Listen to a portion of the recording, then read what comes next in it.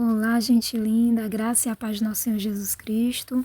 E hoje a mensagem que eu quero compartilhar com vocês está em 2 Coríntios, capítulo 12, versículos do 7 ao 9, diz assim: E para que não me exaltasse pela excelência das revelações, foi-me dado um espinho na carne, a saber, um mensageiro de Satanás, para me esbofetear, a fim de não me exaltar, acerca do qual 3 vezes orei ao Senhor, para que se desviasse de mim. E disse-me: a minha graça te basta, porque o meu poder se aperfeiçoa na fraqueza. De boa vontade, pois, me gloriarei nas minhas fraquezas, para que em mim habite o poder de Cristo. Amém? E como eu sempre falo, quando nós meditamos na palavra de Deus, querendo realmente entender o que nós estamos lendo, Deus faz o que Ele disse. Ele recompensa os que o buscam. E é quando Ele abre os nossos olhos espirituais para a gente ver o que os olhos naturais não veem, nos dando assim a revelação.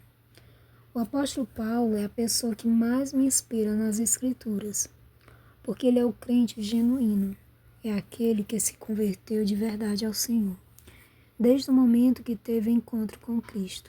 E por ele não ter andado com Jesus como os outros discípulos, o Senhor deu a ele revelações extraordinárias para assim confirmar o seu chamado. E então Paulo chega nessa carta aos Coríntios, nessa segunda carta, e menciona que foi-lhe dado um espinho na carne. Quando nós meditamos na palavra, o Espírito Santo nos ajuda a compreender os porquês, os para quê e como as coisas acontecem. Porque tudo tem um propósito, a glória de Deus. Paulo fala que foi-lhe dado um espinho na carne. Quem deu esse espinho? Deus. Para quê? Para evitar que ele se exaltasse por causa das visões divinas que recebeu. E ele explica que era um mensageiro de Satanás, enviado para esbofeteá-lo, ou seja, alguém usado por Satanás. Então aqui, continuando, lembra que eu já falei das 3 formas de interpretação da palavra de Deus? Aqui o apóstolo Paulo está usando uma figura de linguagem. Eu já vi gente dizendo que Paulo recebeu uma enfermidade nos olhos e isso era o espinho na carne. Mas o texto é bem claro, basta você ler com atenção todo esse capítulo 12 e, na verdade, ele começa a falar sobre esse assunto no capítulo 11 e aí entra no 12, porque ele está tratando aqui do mesmo assunto, que o espinho na carne são os falsos cristãos que estavam causando dores em Paulo.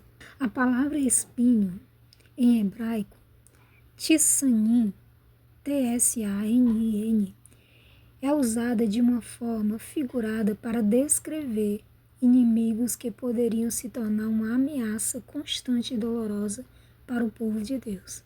Parafraseando para os nossos dias, é como se ele estivesse dizendo que são pedras no sapato. Alguém que causa incômodo, alguém que causa dor. E podemos entender bem isso quando nós lemos o Antigo Testamento. Pois Deus falou através de Moisés e depois por Josué também. Em Números 33:55, Moisés diz: Mas se vocês não expulsarem os povos que vivem na terra, aqueles que restarem serão como farpas em vossos olhos e espinhos em suas costas. Serão um tormento para vocês na terra em que habitarem. Então Deus estava falando aqui dos povos adversários quando eles invadissem as terras que Deus prometeu para eles. Deus disse que se eles permitissem que os povos continuassem ali, eles seriam como espinhos e como farpas. A frase serão para vós como farpas nos vossos olhos e espinhos em vossas costas é usada para advertir que assim seriam os povos inimigos restantes que eles permitissem ficar no meio deles.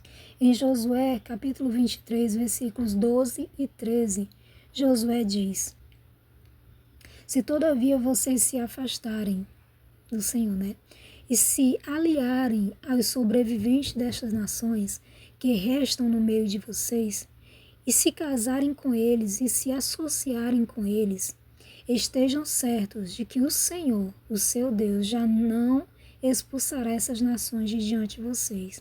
Ao contrário, elas se tornarão armadilhas e laços para vocês, chicote em suas costas e espinhos em seus olhos, até que vocês desapareçam desta boa terra que o Senhor, o seu Deus, deu a vocês. Então nós vemos aqui que o espinho na carne são aquelas pessoas que estão no meio de nós, mas que não estão no mesmo propósito, não estão querendo andar na mesma direção, não querem o nosso bem, pelo contrário, buscam ocasião para nos atrapalhar.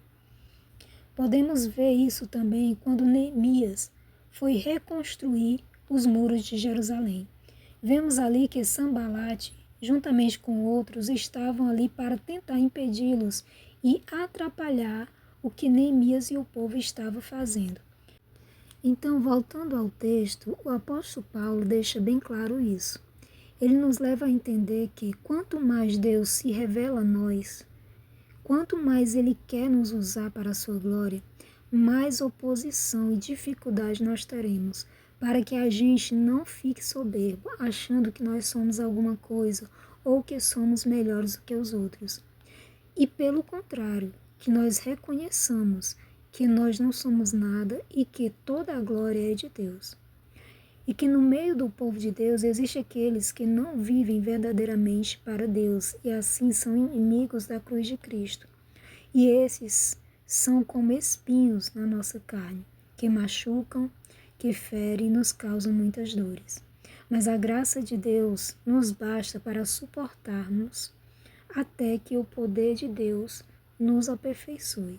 As dificuldades e oposições e humilhações são, na verdade, um agente de Deus para nos moldar, a nós sermos humildes. Amém? Louvado seja Deus.